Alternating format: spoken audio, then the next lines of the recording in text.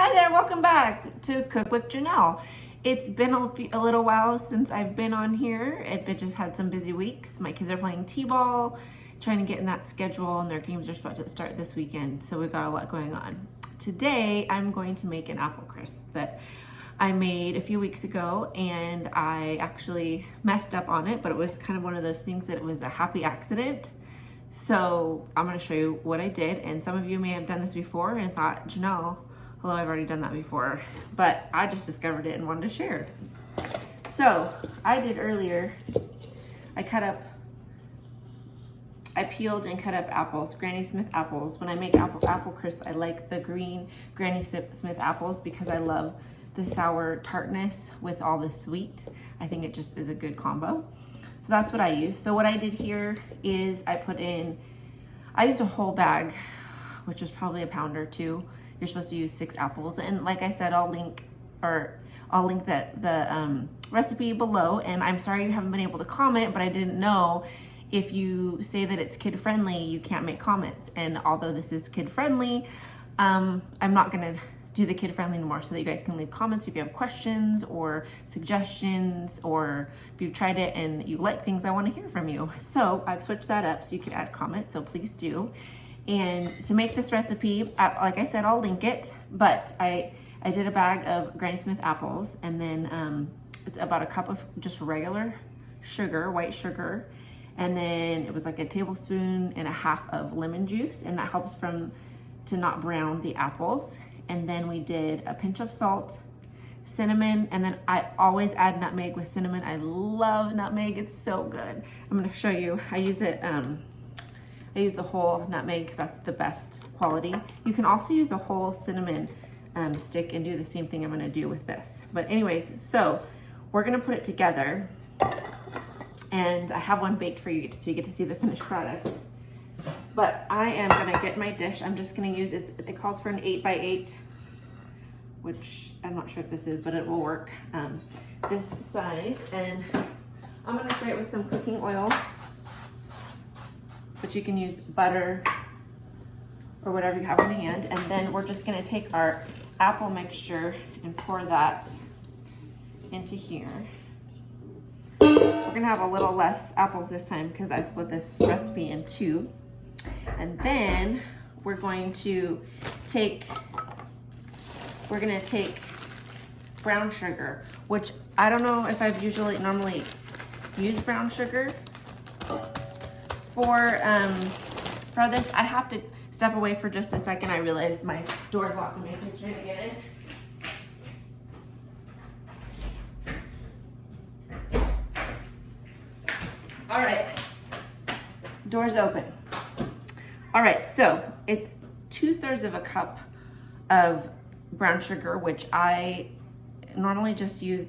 2/3 is almost a cup, so I just normally cut it short of a cup because I don't know why the thing of measuring cup does not come with 2/3 of a cup, but they are on the glass liquid is a 2/3 cup measuring cups.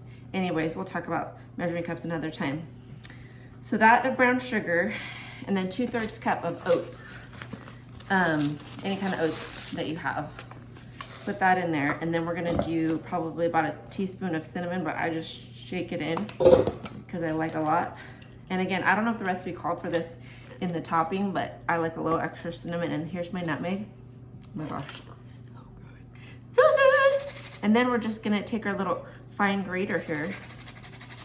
We're gonna grate that in, and I put a ton because I love it. But like I said, you can also get the cinnamon sticks that they're actually sticks, and you can grate that in too, but I don't do that for the cinnamon, just the nutmeg. And then I'm gonna put just a little dash of salt. And I think this is where I messed up last time, but it was a blessing in disguise. So I'm gonna throw in cold unsalted butter. And then I'm just gonna take my hands and mush it in there. So what happened was it also calls for 2/3 of a cup of flour right here, because this is our topping. And last time I didn't even have the kids with me, and I forgot to put it in there, and I poured it all over my apple crisp, and then I'm like, oh, I forgot an ingredient. So I peeled off the top, and added the flour. I didn't add as much because I obviously didn't have as much topping. And then I put it back on and it came out so amazing because the brown sugar kind of seeped down into the apples and made caramel. So it was a caramel apple crisp and it was amazing. So we're gonna do that on purpose today. So you can use a pastry cutter or even a food processor, but I'm just using my hands, and I actually softened the butter just a little bit so it's easier to break it up. So now I'm gonna take half of this butter sugar mixture without the flour, and I'm gonna crumble that in there and then kind of work it around so it's all throughout the apple so we can make our caramel. So it's gonna make a caramel because sugar and butter is what makes caramel. So we've got that. I'm gonna wash my hands so I can get my flour in here. So I'm gonna do about half a cup of flour, and I'm gonna put that in our topping mixture. And I'm just using my hands because I've learned that the best tool you have in the kitchen are your hands.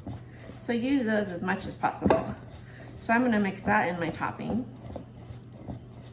And then we're gonna pour it all over here, pour it all over the top. And I find that because it is a little bit dry, so what I'm gonna do is take my spray and I'm gonna spray the top, and that kind of makes it not as dry on the top. And we've got all of our recipes put together. So let me show you. I'm gonna swap out, and I like to, let me grab it. I'll put it here. I like to put my pastry things that I bake, like pies and stuff, on the pan that I talked about earlier that I also use to season my meat. You can put your pies on there to make sure if any of the juices bubble over, they won't get all over your stove. So another mistake is I broiled the top because I was trying to crisp up the top, and it's a little extra toasty, but here it is in all its glory. And it smells incredible. And the best thing with pies and anything like this is to let it sit for a little bit. And there we go. And we got our apple crisp, caramel apple crisp that we made by mistake, but we made it better. And my child here is talking to me. Mom, you can't give it to me. Not yet. Give me 5 minutes. All right. So I hope that you try this recipe and enjoy it. And if you have any comments, and I like to have this with cold ice cream. Well, obviously ice cream's cold, or whipped cream on top, which is delicious. But even in the morning for breakfast, cold, I love a good pie or a crisp. So good. Anyway, I hope you enjoy this. I know we're going into the spring months, so it's more of a fall dish, but it's still delicious and wonderful to have, and I hope you guys try it. So give me a thumbs up, tell your friends. I'm gonna try to post more videos in the next couple weeks, so please be waiting for that. And I hope you have a wonderful weekend, and we'll talk to you soon. Bye.